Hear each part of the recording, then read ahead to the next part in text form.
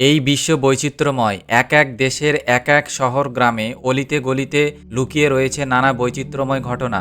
এইসব ঘটনা সম্পর্কে মানুষের আগ্রহের শেষ নেই। আজ কথা হবে এইরকমই এক অনন্য দেশ সম্পর্কে। দেশটির নাম গ্রিনল্যান্ড। ভাইকিংরা এর নামকরণ করেছিলেন সবুজ দ্বীপ গ্রিনল্যান্ড। এটি বিশ্বের সবচেয়ে বড় দ্বীপ। ভৌগোলিক অবস্থান ৭২ ডিগ্রি উত্তর, ৪০ ডিগ্রি পশ্চিম। এর মোট আয়তন প্রায় ২১,৮৬,০০০ বর্গ কিলোমিটার। তবে এর মধ্যে বেশিরভাগ অংশই প্রায় ৮০% বরফে ঢাকা। গ্রিনল্যান্ড উত্তর আটলান্টিক ও আর্কটিক মহাসাগরের মধ্যে অবস্থিত একটি সুবৃহৎ দ্বীপ, যা ডেনমার্কের একটি স্বনিয়ন্ত্রিত অংশ হিসেবে স্বীকৃত। দ্বীপটির অধিকাংশই সুমেরীয় বৃত্তের উপর অংশে অবস্থিত।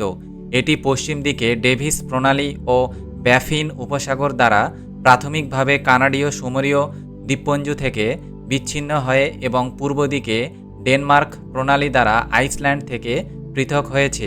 নাম গ্রিনল্যান্ড শুনলে মনে হয় যে এই দেশটি যেন সবুজে ভরপুর, কিন্তু বাস্তবে এটি তার নামের ঠিক বিপরীত।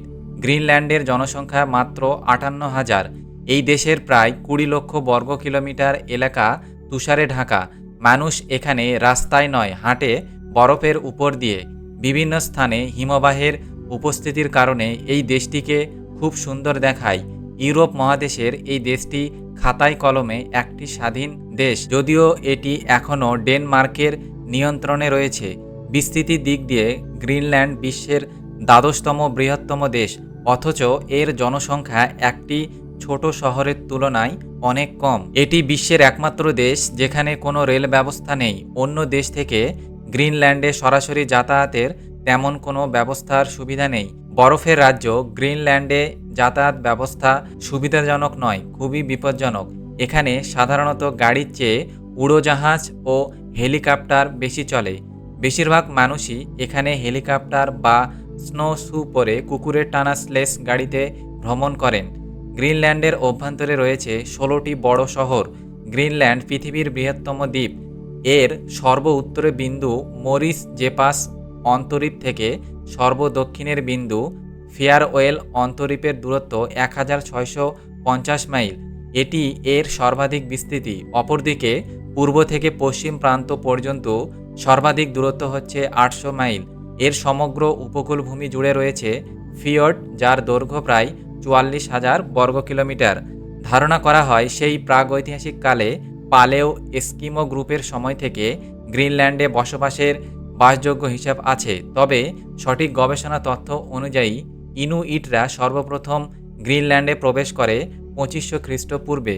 অর্থাৎ গ্রিনল্যান্ডের ইতিহাস বেশ পুরনো আর প্রত্নতাত্ত্বিক, এবং পরবর্তী বহু বছর পর এখানে ইউরোপিয়ানরা বসবাস শুরু করে। তখন থেকেই আদিম গ্রিনল্যান্ডের যাত্রা। শুনে অনেকেই অবাক হতে পারেন যে এই দেশে গ্রীষ্মকালে সূর্য অস্ত যায় না, মানে স্থানীয় সময় অনুযায়ী মধ্যরাত্রেও গ্রিনল্যান্ডে সূর্যের দেখা পাওয়া যায়। তা সত্ত্বেও এখানে তাপমাত্রা ০ থেকে ৪ ডিগ্রির মধ্যে থাকে, যেখানে শীতকালে আকাশের বিভিন্ন রঙের আলো দেখা যায়। একে বলা হয় মেরু জ্যোতি। ইতিহাস অনুযায়ী এরিক দ্য রেড গ্রিনল্যান্ডের নামকরণ করেন। কথিত আছে তিনি আইসল্যান্ড থেকে খুনের অপরাধে বিতাড়িত হয়ে গ্রিনল্যান্ডে নির্বাসিত হন এবং এর নাম গ্রিনল্যান্ড রাখেন। অনেকে মনে করেন Eric the red marketing perspective থেকে এর নাম গ্রিনল্যান্ড রাখেন, যাতে এর নাম শুনে মানুষ এখানে প্রত্যাবর্তন করতে আগ্রহী হয়। গ্রিনল্যান্ড ডেনমার্কের অন্তর্গত স্বায়ত্তশাসিত অঞ্চল। এর রাজধানীর নাম নুউক। এই দেশের দুটি রাষ্ট্রীয় ভাষা গ্রিনল্যান্ডীয় এবং ডেনীয়। সংসদীয় গণতন্ত্র রয়েছে এই দ্বীপে। ডেনমার্কে নির্বাচিত পার্লামেন্ট ও তাদের সরকারের হাতেই সমস্ত ক্ষমতা ন্যস্ত থাকে।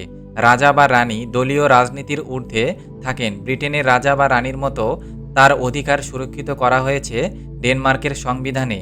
ডেনমার্কের সংবিধান সংশোধনের পর সিংহাসনে আরোহণ করেছিলেন রানী দ্বিতীয় মার্গারেট। প্রধানমন্ত্রী হলেন মুৎসি বৌরপ এএদে।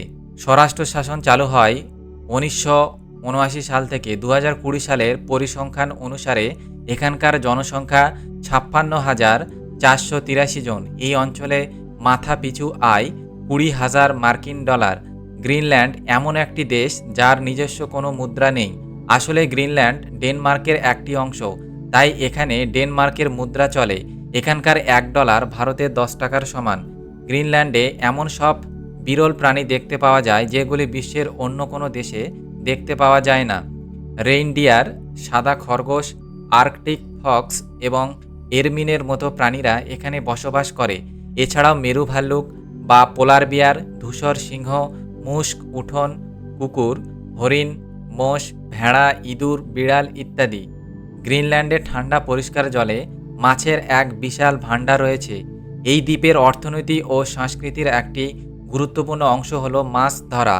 হাজার হাজার বছর ধরে গ্রিনল্যান্ডের ইনুইটরা তাদের জীবিকা নির্বাহের জন্য এবং খাবারের জন্য এই সমুদ্রের সম্পদকে ব্যবহার করে আসছেন। এখানে প্রায় 225 প্রজাতির মাছ পাওয়া যায় এবং বাসিন্দারা মাছ বিক্রি করেই তাদের সংসার চালান। গ্রিনল্যান্ড একটি রহস্যময় এবং অত্যন্ত সুন্দর দ্বীপ। এই দ্বীপটির প্রাকৃতিক সৌন্দর্য এবং ইনুইটদের সাংস্কৃতিক পর্যটকদের আকর্ষণ করে। কোনো পর্যটক যদি দ্বীপের প্রত্যেক দিন ভ্রমণ করেন, তা প্রতিটি দিকের জন্য 80 ঘন্টা করে সময় লাগবে।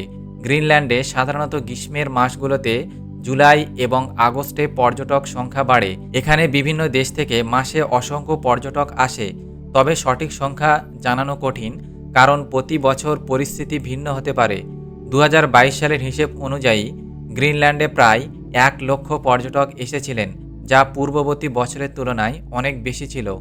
কথিত আছে যে গ্রিনল্যান্ডে এত বেশি বরফ আছে যে যেদিন তা গলতে শুরু করবে, বিশ্বে বিপর্যয় নেমে আসবে। সমুদ্রপৃষ্ঠের উচ্চতা তখন 7 মিটার বৃদ্ধি পাবে, যা মানবজাতির কাছে এক ভয়াবহ পরিস্থিতির রূপ নেবে। গ্রিনল্যান্ড উত্তর আমেরিকা মহাদেশের অংশ হলেও এটি একটি দ্বীপ হিসেবে পরিচিত। এর কারণ হলো এটি সম্পূর্ণভাবে জল দ্বারা ঘিরে থাকা একটি স্থলভাগ।